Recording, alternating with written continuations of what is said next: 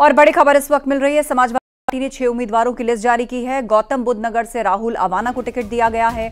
संभल से जियाउर रहमान बर्क को टिकट मिला है। बागपत से मनोज चौधरी को उम्मीदवार बनाया गया है। पीलीभीत से भगवत सरन गंगवार, घोसी से राजीव राय, मिर्जापुर से राजेंद्र एस बिंद। 6 उम्मीदवारों की ताजा लिस्ट जारी की है समाजवादी पार्टी ने। 2024 के लोकसभा चुनाव में 6 सीटों पर उम्मीदवार सपा ने घोषित किए हैं। ताजा लिस्ट हम आपको बता रहे हैं। गौतम बुद्ध नगर से राहुल अवाना उम्मीदवार होंगे समाजवादी पार्टी के। संभल से जियाउर रहमान बर्क, जो कि शफीकुर रहमान बर्क के पोते हैं। बागपत से मनोज चौधरी को टिकट दिया गया है। पीलीभीत से भगवत सरन गंगवार को उम्मीदवार बनाया गया है और घोसी से राजीव राय, साथ ही मिर्जापुर से राजेंद्र एस बिंद उम्मीदवार होंगे समाजवादी पार्टी के। तो इस वक्त की बड़ी खबर हम आपको बता रहे हैं। अलाउद्दीन से इस पर अपडेट लेते हैं। अलाउद्दीन, शफीकुर रहमान बर्क जिनका निधन हो गया, उनके परिवार से टिकट संभल को दिया गया है। साथ ही गौतम बुद्ध नगर से लेकर संभल, बागपत, पीलीभीत, घोसी और मिर्जापुर से उम्मीदवारों का ऐलान सपा ने किया है। क्या खास बात और किस फैक्टर को आप देख पा रहे हैं इस लिस्ट में? देखिए, साफ तौर से जो है जियाउर रहमान बर्क, जो कि समाजवादी पार्टी के मौजूदा वक्त के विधायक भी हैं, ये जो है शफीकुर रहमान बर्क के पोते हैं, यानी बेटे के बेटे। यानी अपने विधायक पर ही समाजवादी पार्टी ने यकीन जाहिर किया है। जबकि बागपत से समाजवादी पार्टी ने अपने ही कार्यकर्ता मनोज चौधरी पर यकीन जाहिर किया है, क्योंकि ये सीट पहले गठबंधन में आरएलडी को जा चुकी थी, राष्ट्रीय लोकदल को गई थी। तस्वीर समाजवादी पार्टी इस बात की कोशिश कर रही है कि अपने ही कार्डर के लोगों को अब वो टिकट दिया जाए। गौतम बुद्ध नगर का जबकि टिकट चेंज कर दिया गया है, राहुल अवाना को नया प्रत्याशी बनाया गया है। साथ ही पीलीभीत से भगवत सरन गंगवार, जो कि समाजवादी पार्टी सरकार में 12 से लेकर 17 के बीच में कैबिनेट मिनिस्टर थे, लगातार 4 बार के विधायक हैं, 1 बार सांसद रहे हैं, बड़ा नाम है, चेहरा है बड़ा पीलीभीत इलाके का।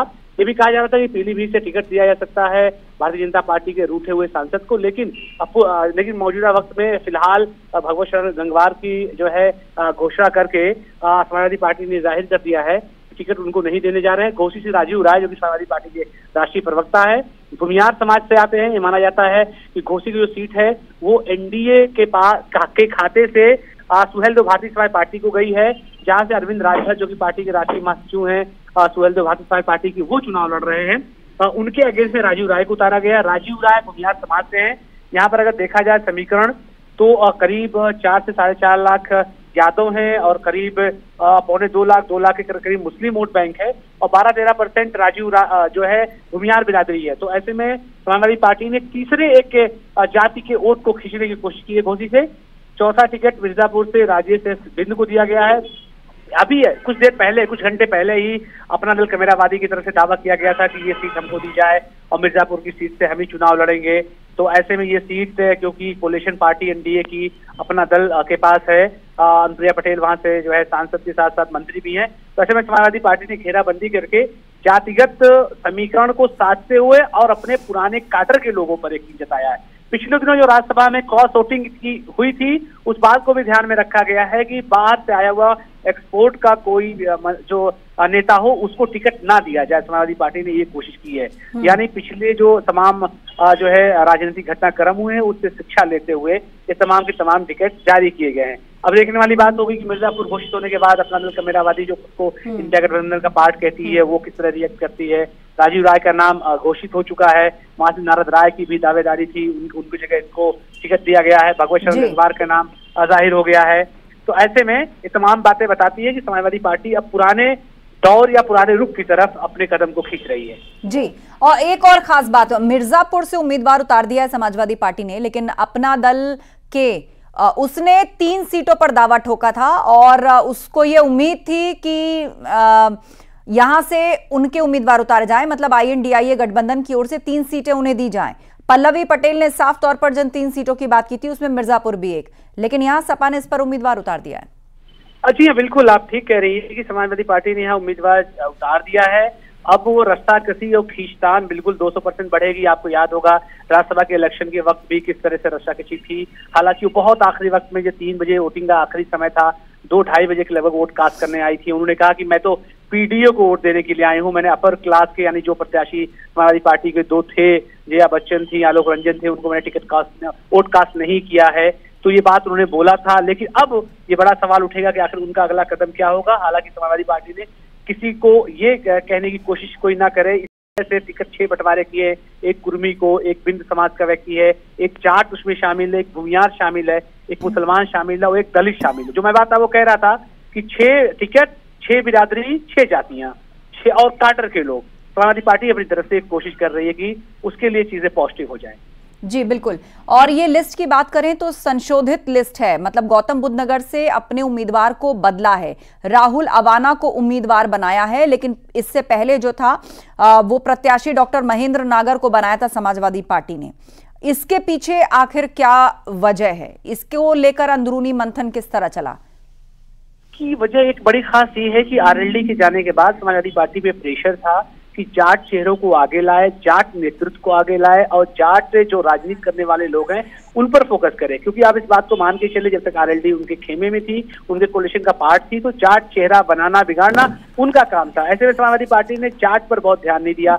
आप अतुल प्रधान को छोड़ दें, कुछ बड़े चेहरे उधर के छोड़ दें, तो जाट पर उसका ध्यान समाजवादी पार्टी का नहीं रहा। तो ऐसे में वहां पर भी जाट चेहरे को उतारा गया है। कोशिश है समाजवादी पार्टी की एक मैसेज देने की कि अगर वो एनडीए का पार्ट आरएलडी हो गई है तो ऐसे में हमारे यहाँ भी नेतृत्व जाट समाज का मौजूद है। जाट समाज के लोग हमसे जुटे हुए हैं। हाल के दिनों में आपको याद होगा कि जो है सत्येंद्र मलिक जो थे, जो कि पूर्व राज्यपाल थे, उनका नाम बहुत तेजी से चला था कि जाट चेहरा शायद लाने के लिए ही, और राजनीति में शायद बड़ी वजह भी है कि जातिगत समीकरण को दुरुस्त करना एक प्राथमिकता होती है पॉलिटिकल पार्टी की। तो शायद ये वजह है कि वहां से चेहरे को बदला गया है और एक बैलेंस बनाने की कोशिश की गई है गाजियाबाद, नोएडा और उस पश्चिम उत्तर प्रदेश के इलाके में। कुछ जगहों पर मुसलमानों को और कुछ जगह पर दलित चेहरे को उतार करके और कुछ जगहों पर मुसलमानों को जो है टिकट दे करके, तो एक जातिगत समीकरण को बैलेंस करने की कोशिश है आरएलडी के जाने के बाद। हालांकि कितना सफल होगी ये तो जो है इलेक्शन के रिजल्ट आने के बाद पता चलेगा, लेकिन कागज पर चीजों को बैलेंस करते हुए चीजें कुछ दिखाई दे रही हैं। जी बिल्कुल। और शफीकुर रहमान बर्क की जो सीट है वो उन्हीं के पौत्र को दी गई है। जियाउर रहमान बर्क कुंदरकी से सपा के विधायक हैं और एक तरीके से शफीकुर रहमान बर्क का जो निधन हुआ, एक MY फैक्टर जो सपा के साथ रहा है। मुस्लिम वोटर्स को और वोट बैंक को लेकर हाल ही में बहुत सारे प्रश्न खड़े किए गए कि क्या वो नाराज है, पार्टी के अंदर बहुत से नेता नाराज हैं, किसके साथ जाएगा मुस्लिम। बीजेपी भी मुस्लिम महिलाओं और पसमानदाओं को लेकर दावा करती है। तो ऐसे में अब संभल सीट से उनके पौत्र मैदान में होंगे। जी बिल्कुल, आप सही कह रही हैं। एक बड़ा फैक्टर इसका ये भी है और इस टिकट को घोषित होने में थोड़ी लेट लतीफी भी हो गई। शफीकुर रहमान बर्क के निधन के साथ ही जब सपा अध्यक्ष अखिलेश यादव उनके घर पे गए थे तो ये था प्लान कि वहीं पर घोषणा कर दी जाएगी।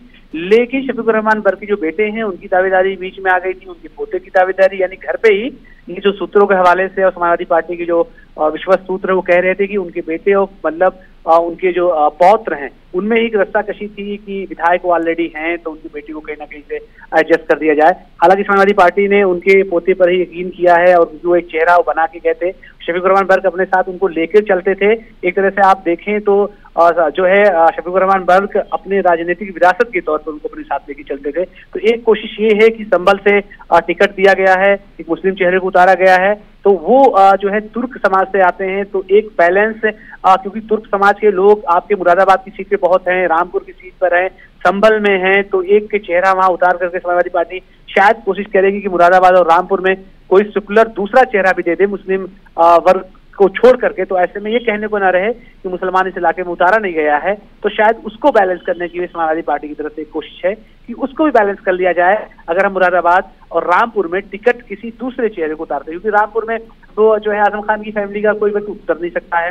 संभल में आज शिवपाल सिंह यादव गए थे, ये भी कयास राय लगाई जा रही, क्या संभल पे खुद आ जाएंगे, क्योंकि मुलायम सिंह यादव एक बार वहां से चुनाव लड़ चुके हैं। लेकिन वो तमाम कयास रायों को अलग करते हुए अब मुस्लिम चेहरे को उतार दिया गया है। ये माना जा रहा है कि मुरादाबाद और रामपुर में समाजवादी पार्टी ऐसा बैलेंस करके चलने की कोशिश करेगी कि मुस्लिम वोट को लेगी, हालांकि उस इलाके में यादव नहीं है, और एक किसी बिरादरी को और साथ लिया जाए, शायद इस फार्मूले पर भी चलने की कोशिश करेगी। और जब आप समाजवादी पार्टी के हाल के दिनों के टिकट घोषणा को देखेंगे बहुत सोचता पत्थर तक, तो कोशिश उन्होंने यही की है कि मुसलमान यादव के अलावा एक और जाति को लेने की कोशिश की जाए। और इस सीट पर भी लगभग, इस पूरी लिस्ट में 6 की जो लिस्ट है इसमें भी लगभग यही दिखता है कि एक अतिरिक्त जाति को भी जोड़ा जाए।